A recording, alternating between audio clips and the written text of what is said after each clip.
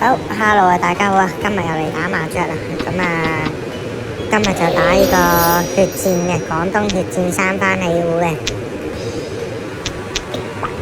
咁啊，覺得萬子冇乜用就換晒3隻出去啦。咁最後換翻嚟都係換咗2隻萬子嘅，不過唔緊要啦。咁就上家打對家俾萬子，即係起碼有2家唔要萬子啦。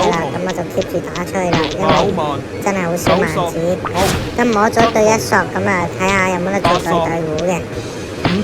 因為始終快啲食壺係比較好嘅。咁啊，血戰嚟講6索。咁啊，最後摸隻2索，咁就諗住做索子噶啦。咁啊，睇下可唔可以博大少少嘅。係啦，咁啊摸發財，咁啊嗰陣時就已經諗住做呢個運對嘅。係啦。咁啊，下家同唔止嘅，咁啊碰4索，咁啊 keep 住打啲同落去，早打早着啦，心諗。但係佢唔要啦，咁我就繼續打啦，打埋剩低嗰隻2出去啦。5索。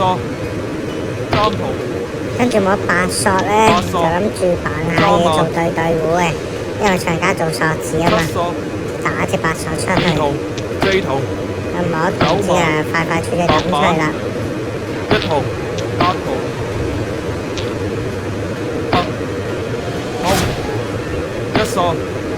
咁啊，有1索碰埋啦，咁我就打8板，因為人打過嘅，跟打就比較安全嘅。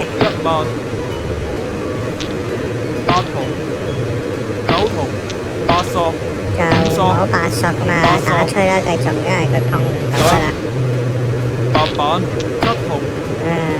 同子以為佢會上嘅，點知最後都冇上到。